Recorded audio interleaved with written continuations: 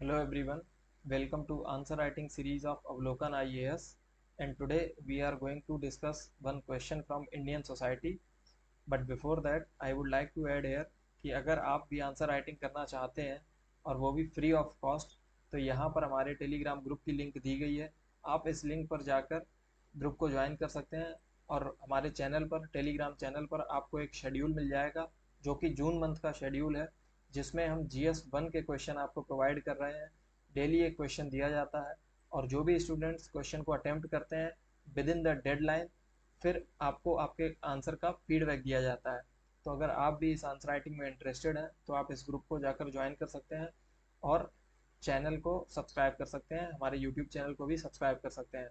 So without wasting any time, let's start with our today's question, and the question is population explosion is both a challenge and opportunity for India, discuss with examples.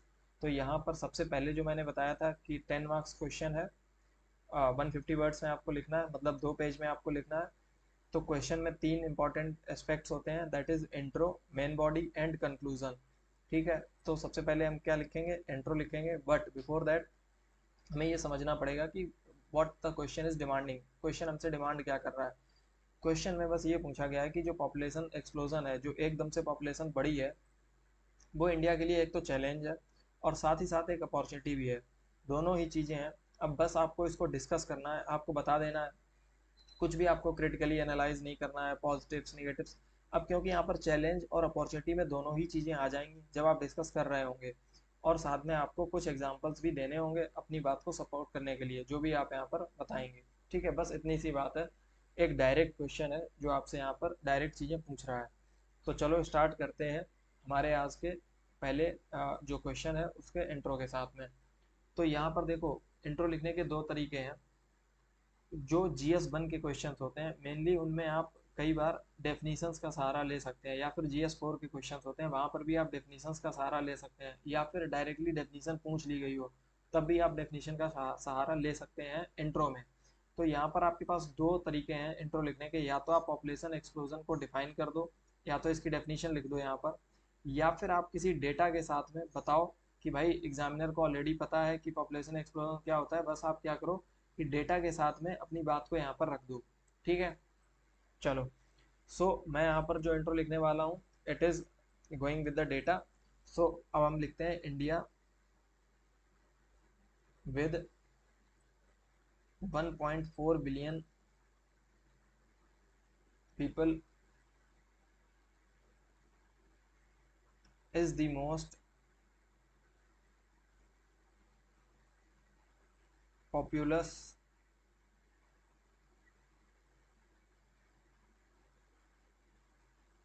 country in the world।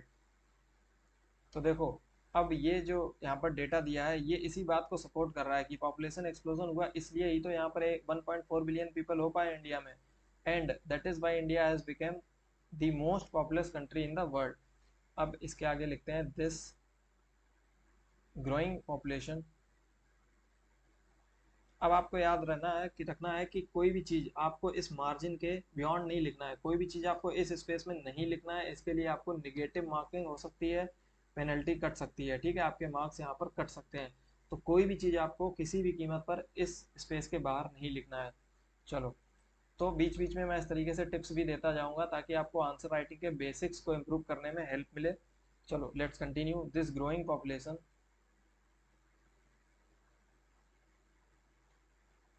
is often seen as a ticking time bomb, but it can be a powerful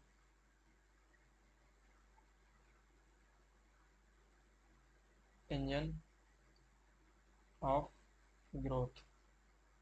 अब आप देखो, मैंने बोला है कि जो 10 marks का हमारा इंट्रो होगा वो 3 से 4 लाइन में फिनिश हो जाना चाहिए। तो यहाँ पर अगर और भी एक दो वर्ड होते तो भी कोई इशू नहीं है, बहुत ज़्यादा लेंदी नहीं हुआ है अभी भी इंट्रो। तो इंट्रो की जो लेंथ है वो डिसेंट है, मतलब थोड़ा सा लेंदी कह सकते हैं इसको, बट डिसेंट है, अभी भी कोई ज़्यादा बड़ा इंट्रो नहीं हुआ है, ठीक है। तो देखो अब क्वेश्चन क्या है, सीधा पूछ रहा है आपसे population explosion as a challenge बता दो और population explosion as a opportunity, ये दोनों चीज़ें आप बता सकते हो, डायरेक्टली डिस्कस कर सकते हो। बट अगर आप यहाँ पर थोड़ा सा आंसर में वैल्यू एडिशन भी करना चाहते हो, आप चाहते हो कि नहीं मेरा आंसर थोड़ा एज ले, थोड़ा ज़्यादा अच्छा हो, दूसरों के कंपैरिजन में मेरे आंसर का कंटेंट ज़्यादा अच्छा हो, मुझे थोड़ा एक्स्ट्रा मार्क मिले, तो इसके लिए आपको थोड़ी एक्स्ट्रा यहाँ पर मेहनत भी करनी पड़ेगी।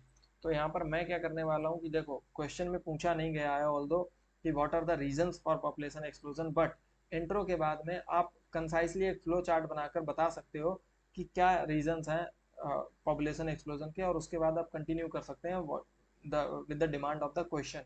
क्वेश्चन में जो पूछा गया है आप डायरेक्टली फिर उसको एड्रेस कर सकते हैं। तो यहाँ पर मैं एक फ्लो चार्ट बना रहा हूँ और जिसमें मैं बताऊंगा कि रीजंस फॉर पॉपुलेशन एक्सप्लोजन।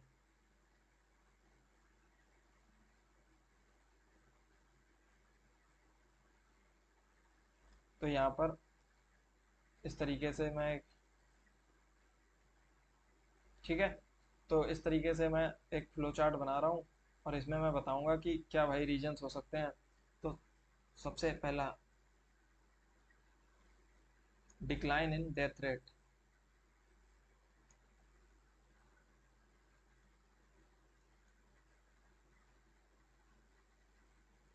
अब हुआ क्या है कि डेथ रेट जो है ना वो कम हो गया है और बर्थ रेट बढ़ गया है। अब अगर चाहो तो आप इसको सपोर्ट कर सकते हो किसी डेटा के साथ में, but although this is not directly asked in the question, तो आप क्या करो डायरेक्टली बस कुछ रीजंस बता के और आगे बढ़ जाओ, क्योंकि आपको एड्रेस क्या करना है, main demand of the question. And this the thing that I am writing is not the main demand of the answer, that is why I am not explaining much here. तो मैं बस directly यहाँ पर points बता दे रहा हूँ कि भाई कि पॉपुलेशन एक्सप्लोजन है क्यों। Second, high birth rate.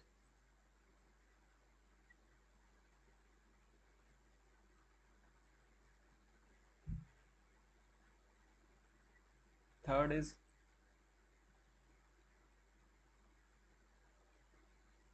Early marriage और चाइल्ड मैरिज, ये भी एक रीजन है, like in states like Rajasthan.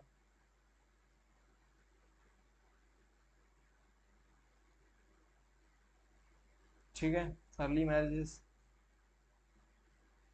उसके अलावा आप यहाँ पर बता सकते हैं,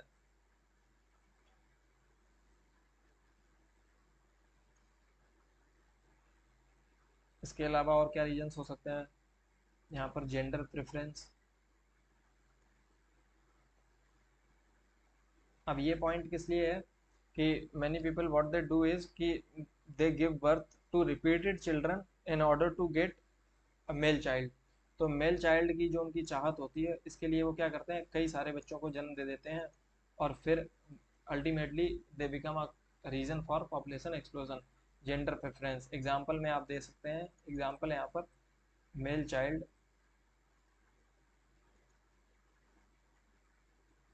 प्रेफरेंस, ठीक है। उसके अलावा और क्या रीजन हो सकता है, पॉवर्टी। अब पॉवर्टी पॉपुलेशन एक्सप्लोजन का रीजन कैसे होती है, पॉवर्टी की वजह से क्या होती है, इलिटरेसी होती है, इलिटरेसी की वजह से लीड्स टू इलिटरेसी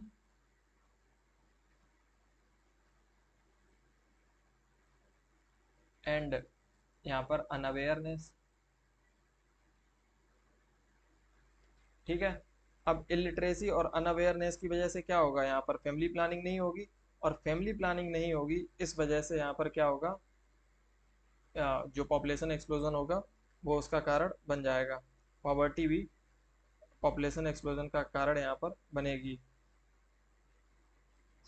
इस तरीके से ये भी एक हमारा पॉइंट हो जाता है, इलिटरेसी भी।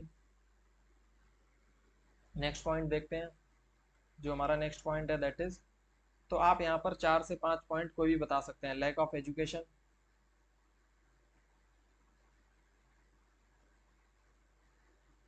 कोई भी 4 से 5 पॉइंट आप यहाँ पर बता सकते हैं, ठीक है।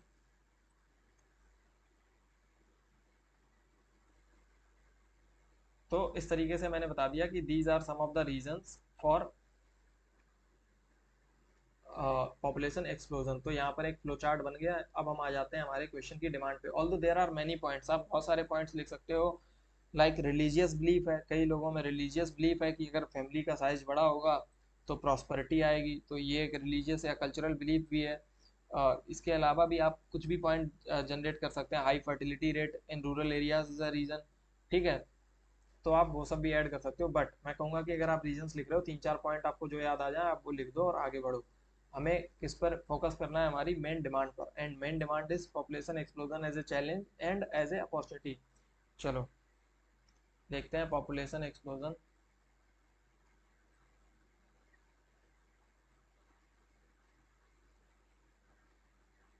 As a challenge for India.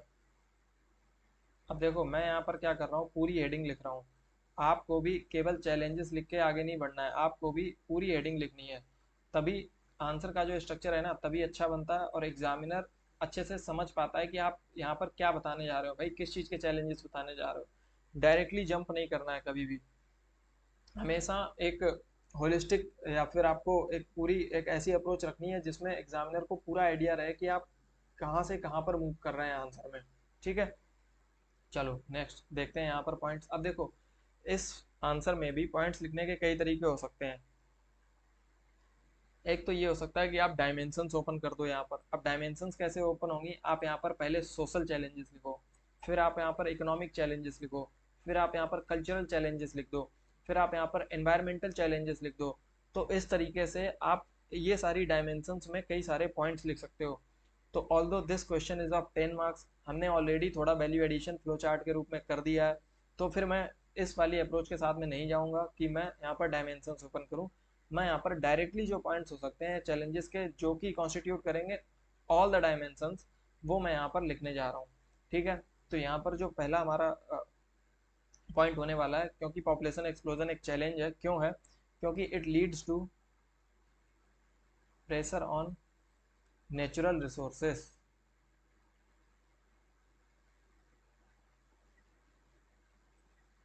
अब अगर पॉपुलेशन एक्सप्लोजन होगा तो ये तो भाई एक फैक्ट है कि यहाँ पर नेचुरल रिसोर्सेज के ऊपर प्रेशर आएगा ही आएगा। अब नेचुरल रिसोर्सेज में चाहे हमारे लैंड हो, वाटर हो, एनर्जी रिसोर्सेज हो, कोई भी हमारे रिसोर्सेज हो, वहाँ पर ये प्रेशर फील होगा। और जैसा कि आप सिटीज़ में या फिर आजकल रूरल एरियाज़ में भी ये प्रेशर फील कर सकते हैं कि वाटर का इशू है, ठीक है, ड्रिंकेबल वाटर अवेलेबल नहीं है, क्लीन वाटर नहीं है, प्लस यहाँ पर एनर्जी की शॉर्टेज होती है। कई बार आप देखोगे कि इलेक्ट्रिसिटी कट्स बहुत ज़्यादा होते हैं रूरल एरियाज़ में। या फिर जो लैंड है, ज़मीन है, उसका हम क्या कर रहे हैं, एक्सपेंशन करते जा रहे हैं एग्रीकल्चर की वजह से। बट वहाँ पर भी प्रेशर बहुत ज़्यादा है, जो एग्रीकल्चरल लैंड है उसके ऊपर भी फूड सिक्योरिटी को मेंटेन करने के लिए प्रेशर बहुत ज़्यादा है। तो यहाँ पर हमारा पहला पॉइंट क्या हो गया, प्रेशर ऑन नेचुरल रिसोर्सेज। अब हम इसको थोड़ा सा एक्सप्लेन कर देंगे। Overuse leads to scarcity of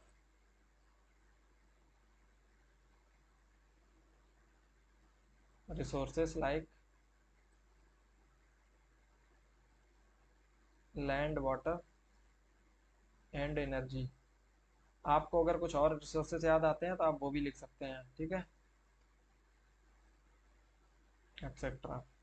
अब यहाँ पर क्योंकि क्वेश्चन में पूछा गया है कि डिस्कस विद एग्जांपल्स, तो यहाँ पर मैं एग्जांपल भी एक लिख दूंगा। एग्जांपल क्या हो सकता है, ओवर एक्सप्लॉयटेशन ऑफ वाटर,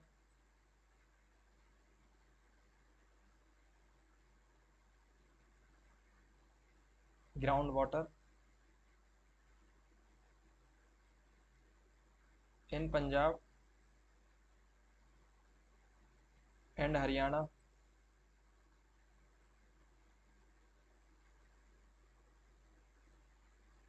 ठीक है, ये समझ में आया। नेक्स्ट देखते हैं, नेक्स्ट पॉइंट देखते हैं। नेक्स्ट पॉइंट हमारा क्या होगा, अनएम्प्लॉयमेंट, या फिर चलो नेक्स्ट पॉइंट देखते हैं, stress on infrastructure.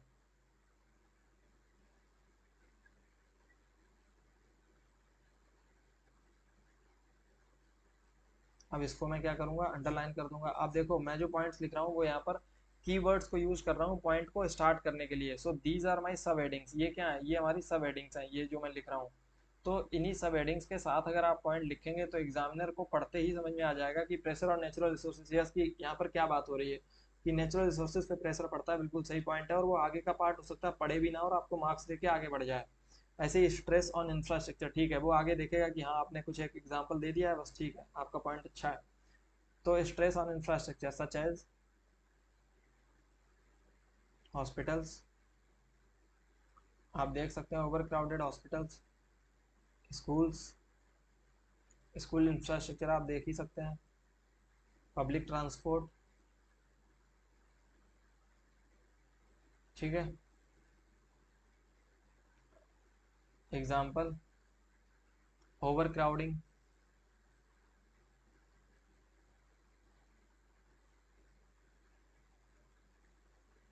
In cities like Delhi. तो आप देख सकते हैं चाहे पब्लिक ट्रांसपोर्ट हो, स्कूल्स हो, हॉस्पिटल्स हो, हर जगह आपको ओवर क्राउडेडनेस देखने को मिल जाएगी दिल्ली में, ठीक है। नेक्स्ट पॉइंट पे मूव करते हैं, और जो हमारा तीसरा पॉइंट है that is unemployment and under employment.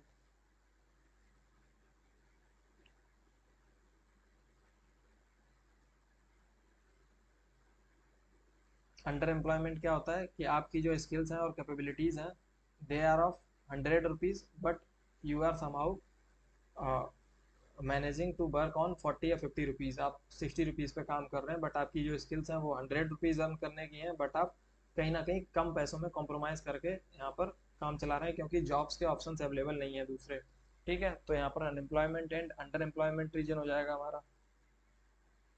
अब इसको थोड़ा सा एक्सप्लेन कर देंगे। Job creation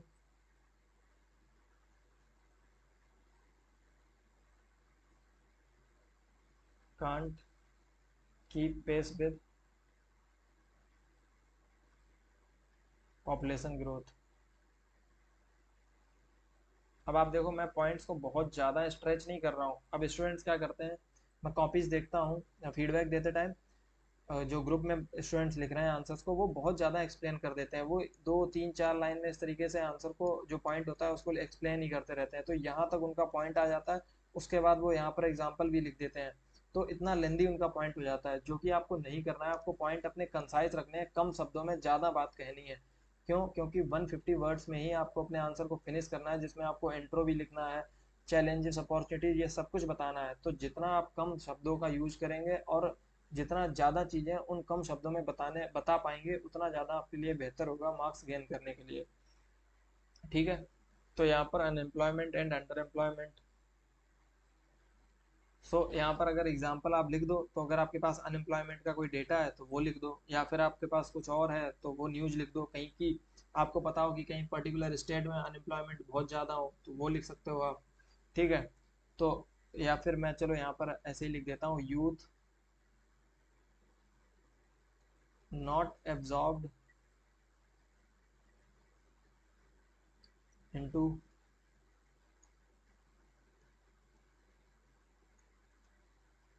productive employment. समझ गए? तो ये मैंने एग्जांपल में लिख दिया, ऑल्दो बहुत अच्छा एग्जांपल नहीं है ये, आपको यहाँ पर अनएम्प्लॉयमेंट का डेटा आप लिख सकते हैं अगर आपको पता है तो, ठीक है। तो इसलिए ही आपको क्या क्या याद करने होंगे, आपको बहुत सारे डेटा याद करने होंगे, और जो सब्जेक्ट्स हैं उनके लिए आपको आर्टिकल्स याद करने होंगे, आपको बहुत सारी यहाँ पर केस स्टडीज़ को याद करना होगा, ठीक है। उसके अलावा आपको यहाँ पर और क्या करना होगा, कमेटी की रिकमेंडेशंस, जजमेंट्स, ये चीज़ें आपके आंसर को क्या करेंगी, वैल्यू एडिशन, वैल्यू एडिशन के लिए आपको इन चीज़ों पर ध्यान देना होगा। एग्जाम्पल्स, एग्जाम्पल्स बहुत सारे याद करने पड़ेंगे, करंट अफेयर से रिलेटेड, लाइक कम्युनलिज्म का एग्जाम्पल दे दो, दिल्ली में राइट हुआ या फिर यूपी में हुआ या फिर बिहार में हुआ, करंट अफेयर्स से आप एग्जाम्पल्स निकालेंगे, ठीक है। कोई रिसेंट का एग्जाम्पल आपको याद आता हो, रीजनलिज्म के एग्जाम्पल्स देने हो आपको, अर्बनाइजेशन के एग्जाम्पल्स देने हो, तो ये सब आपको याद करने पड़ेंगे, और इन सारी चीज़ों को अपने आंसर में इंक्लूड करना पड़ेगा to make your answer a better one. और ज़्यादा मार्क्स गेन करने के लिए आपको वैल्यू एडिशन पे फोकस करना पड़ेगा। बट वैल्यू एडिशन तभी सक्सेस होगा जब आप आंसर की डिमांड को मीट कर रहे होंगे। If you are just writing too many facts, too many data, so they are not going to help until and unless you are going to meet the demand of the question। तो ये आपको ध्यान देना है यहाँ पर, ठीक है। तो मैं ये बीच बीच में टिप्स देता रहूँगा ताकि आप अपने आंसर को अच्छे से अच्छा लिख सकें। तो ये एक तरीके से ये आपकी लर्निंग हो जाएगी आंसर राइटिंग की, कि आपको आंसर राइटिंग करनी कैसे है, ठीक है। चलो नेक्स्ट पॉइंट देखते हैं, अनएम्प्लॉयमेंट एंड अंडरएम्प्लॉयमेंट के बाद में यहाँ पर जो हमारा फोर्थ पॉइंट होगा, मैंने क्या बोला है कि कोई भी चीज़ अगर क्वेश्चन में पूछी गई है तो at least we should write 4 points.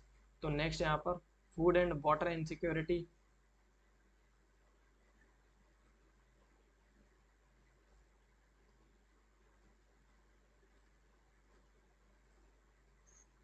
वही पॉपुलेशन अगर ग्रोथ होती है, पॉपुलेशन एक्सप्लोजन होता है, तो क्या होता है, बहुत ज़्यादा फूड की डिमांड बढ़ती है, वाटर की डिमांड भी बढ़ती है। बट हम अगर उस डिमांड को मीट नहीं कर पाएंगे तो इनसिक्योरिटी पैदा होगी, जिसकी वजह से आप देखेंगे कि हंगर, मल न्यूट्रिशन, ये सारी प्रॉब्लम्स स्टार्ट हो जाएंगी कंट्री में, ठीक है। तो इसको हम थोड़ा सा एक्सप्लेन कर देंगे। Rise in demand for food and water stresses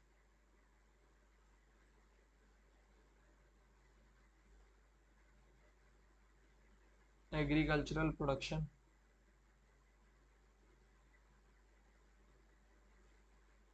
example दे देंगे आप, डिफॉरेस्टेशन फॉर एग्रीकल्चरल एक्सपेंशन। तो डिमांड बढ़ेगी तो एग्रीकल्चर को एक्सपेंड करना पड़ेगा, और एक्सपेंड करने के लिए हमें डिफॉरेस्टेशन करना पड़ेगा, ठीक है। तो ये हमारे 4 पॉइंट हो गए जो हमने किसमें बता दिए, चैलेंजेस में। अब हम बताएंगे population explosion as an opportunity for India. अब अगर आपको लगता है कि आपके पास प्रॉपर स्पेस है तब तो आप पॉइंट्स में जाओ। अगर आपको लगता है कि नहीं, स्पेस कॉम्प्रोमाइज़ हो रही है और कम स्पेस है आपके पास, तो आप किसी एक पार्ट को फ्लो चार्ट से भी एक्सप्लेन कर सकते हैं। बट ये आप तभी कीजिएगा जब आपके पास स्पेस की और टाइम की कमी हो। अदरवाइज आप बुलेट पॉइंट्स का यूज़ करें तो ज़्यादा बेहतर होगा, ठीक है। फर्स्ट पॉइंट क्या होगा, डेमोग्राफिक डिविडेंड। इंडिया को क्या मिलेगा यहाँ पर, अपॉर्चुनिटी क्या है कि हमारी जो डेमोग्राफिक डिविडेंड हमें मिल सकता है, बढ़ी हुई पॉपुलेशन में जो यंग पॉपुलेशन है उसका बेनिफिट मिल सकता है। बट क्या हम उसको ट्रूली पूरी तरीके से उसका बेनिफिट ले पा रहे हैं, नहीं ले पा रहे हैं आज की डेट में। इसमें थोड़ा सा हम ऐड कर देंगे, 65% पॉपुलेशन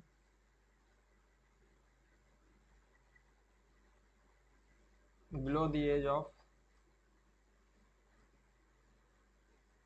35 ईयर्स।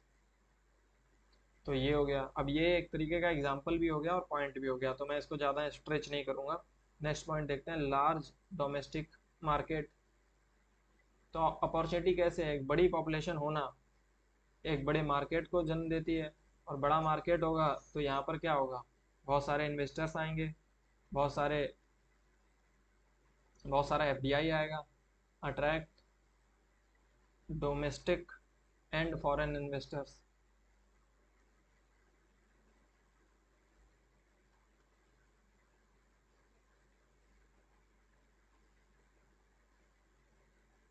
अब आपको पता है कि इंडिया में क्या है, ह्यूज कंज्यूमर बेस है।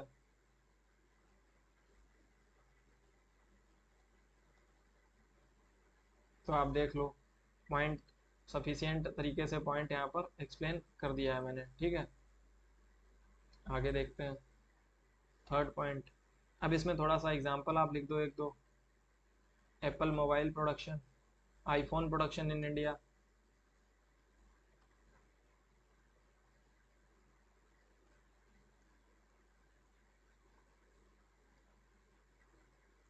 ये किस चीज़ का एग्जांपल है, एफडीआई का ही एग्जांपल है ये, फॉरेन इन्वेस्टर्स को अट्रैक्ट करने का एग्जांपल है। या फिर आप कोई दूसरा एग्जांपल लिख सकते हो, कोई भी आपको याद आ जाए। ठीक है, कार की कंपनी का नाम लिख सकते हो आप यहाँ पर।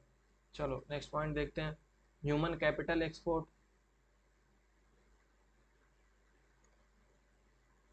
तो हम क्या करते हैं, जो हमारा ह्यूमन कैपिटल है उसको हम एक्सपोर्ट करते हैं बहुत सारी कंट्रीज में। उससे हमें क्या मिलता है, बहुत सारा रेमिटांसेस मिलते हैं। Skilled and semi skilled, skilled and semi skilled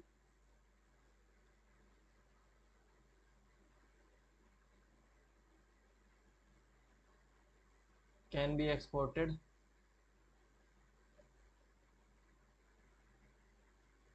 to low populous countries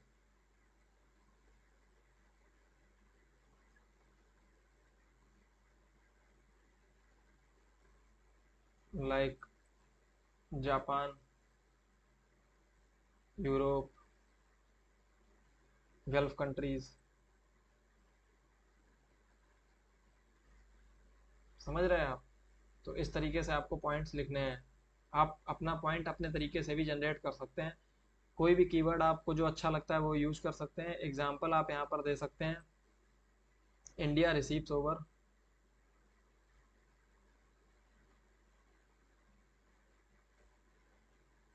$100 billion remittances.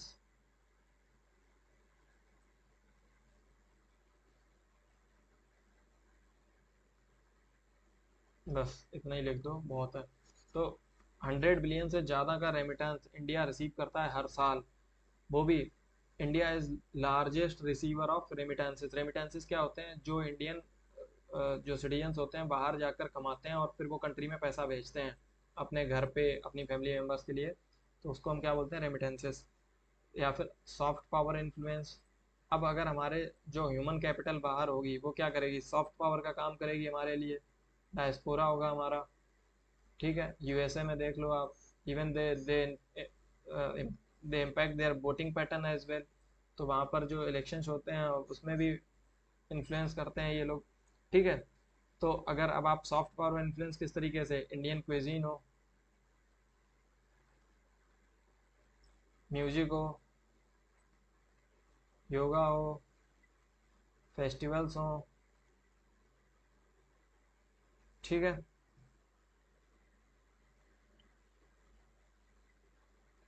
Are attracting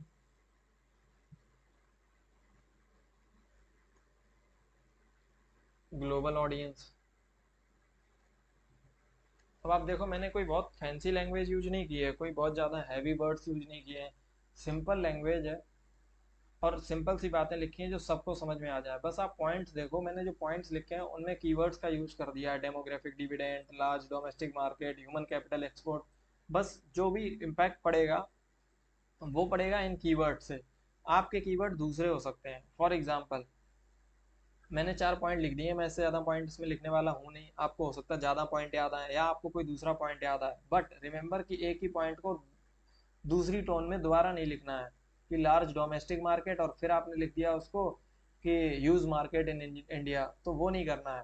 तो पॉइंट डिफरेंट होना चाहिए, जो आप एक बार लिख चुके हैं वो रिपीट नहीं होना चाहिए। मोर पॉइंट्स में आप क्या लिख सकते हो यहाँ पर, innovation and boost to service, service sector. जो अपॉर्चुनिटी है सर्विस सेक्टर को बूस्ट मिलेगा, मैन्युफैक्चरिंग को बूस्ट मिलेगा। तो ये सारे पॉइंट्स भी आप ऐड कर सकते हो। इसी तरीके से जो चैलेंजेस थे वहाँ पर भी अभी बहुत सारे पॉइंट लिखे जा सकते हैं। जैसे कि पॉवर्टी एंड इनइक्वलिटी एक चैलेंज है पॉपुलेशन एक्सप्लोजन की वजह से। इन्वायरमेंटल, जो कि एक बहुत इंपॉर्टेंट पॉइंट है जो मैंने नहीं लिख पाया क्योंकि स्पेस कंस्टेंट था मैं। ठीक है, तो इन्वायरमेंटल डिग्रेडेशन एक बहुत बड़ा चैलेंज है। लॉ एंड ऑर्डर का इशू जनरेट होता है अगर पॉपुलेशन एक्सप्लोजन होता है। तो ये सारे पॉइंट्स आप ऐड कर सकते हैं। एडमिनिस्ट्रेटिव प्रॉब्लम्स हो सकती हैं, ये सब कुछ आप ऐड कर सकते हैं। ठीक है, rising tension between the citizens, ये भी हो सकता है। तो इस तरीके से आप कोई भी पॉइंट जो रिलीवेंट हो डिमांड पे क्वेश्चन की, उसको आप यहाँ पर लिख सकते हैं। ठीक है, अब ऐसा नहीं है कि मैंने कोई पॉइंट कम मिस कर दिया है तो ये आंसर खराब हो गया। आंसर खराब नहीं होता है। आपको आंसर, बेस्ट आंसर नहीं लिख पाओगे, आपके पास लिमिटेड टाइम होगा। एवरेज आंसर लिखेंगे ना तब भी आप एक अच्छे मार्क्स की तरफ पहुंच जाएंगे, अगर आप पेपर पूरा कंप्लीट करके आएंगे तो इस चीज़ पे ध्यान देना है कि आपको आंसर कंप्लीट करना है, सबसे अच्छा आंसर नहीं लिखना है, बस आपको आंसर कंप्लीट करना है और डिमांड को मीट करना है। आंसर कंप्लीट करने में अगर आप डिमांड मिस कर गए तो फिर वो आंसर पूरी तरीके से बेकार हो जाएगा। ठीक है, तो यहाँ पर मेरे पॉइंट्स कंप्लीट हो गए।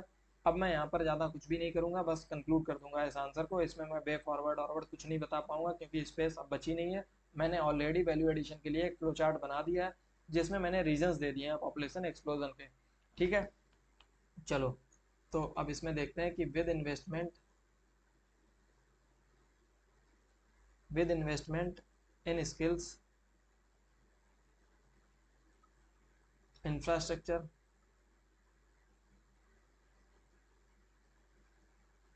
And effective policies,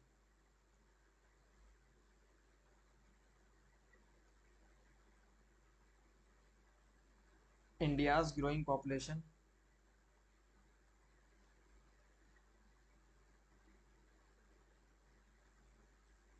can become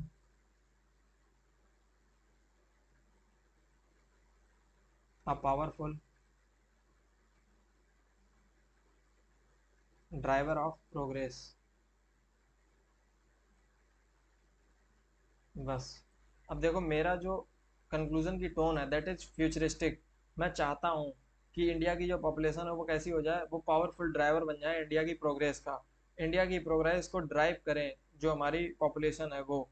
तो उसका हम फ़ायदा कब उठा सकते हैं, जब हम स्किल्स पर इन्वेस्ट करेंगे, इंफ्रास्ट्रक्चर पर इन्वेस्ट करेंगे और इफेक्टिव पॉलिसीज़ बनाएंगे जो पॉपुलेशन को सपोर्ट करेंगी। लाइक अनएम्प्लॉयमेंट को कम करने की पॉलिसीज़ हों, स्किल डेवलपमेंट की पॉलिसीज़ हों, स्कूल इंफ्रास्ट्रक्चर हो या फिर हेल्थ इंफ्रास्ट्रक्चर हो, ह्यूमन कैपिटल डेवलपमेंट की अगर ये के साथ में यहाँ पर इन्वेस्टमेंट हो, तो अगर इन सब चीज़ों में इन्वेस्टमेंट होंगे तो फिर हम क्या कर पाएंगे, कंट्री को ट्रूली जो डेमोग्राफिक डिविडेंड है वो दे पाएंगे। ठीक है, इसी तरीके से मैंने इस आंसर को कंक्लूड कर दिया। तो अगर आपको आंसर सही लगा, आपके पास कुछ और पॉइंट है, तो मैं ऐसा नहीं कर रहा हूँ कि आपको यही पॉइंट लिखने हैं, पॉइंट कुछ भी हो सकते हैं but they must meet the demand of the question. यही बात मैं बार बार बोलता हूँ कि पॉइंट कुछ भी हो सकते हैं, बस एक चीज़ के 50 पॉइंट होते हैं, बस आपको 3 से 4 पॉइंट याद रखने हैं जो आप आंसर में लिख पाओ। मुझे जो याद आया वो मैंने यहाँ पर लिख दिए। अब आप कमेंट में बताओ कि आपको ये आंसर समझ में आया, कोई इशू आ रहा है तो आप बताओ। और आंसर राइटिंग करने के लिए मैंने आपको बताया कि जो लिंक है वो आपको प्रोवाइड कर दी गई है। लिंक पे जाकर, फिर से मैं एक बार बता देता हूँ, इस लिंक पे क्लिक करो, डिस्क्रिप्शन में चले जाओ वीडियो के या फिर चैनल के, और वहाँ से जाकर इस ग्रुप को ज्वाइन करो और आंसर राइटिंग स्टार्ट करो विदाउट वेस्टिंग एनी टाइम। और आंसर राइटिंग को इफेक्टिव तरीके से सीख सकते हैं आप इस चैनल के थ्रू। और हमारे चैनल को, यूट्यूब चैनल को भी सब्सक्राइब करें। जल्द ही हम अपना नेक्स्ट आंसर लेकर आएंगे, तब तक के लिए धन्यवाद।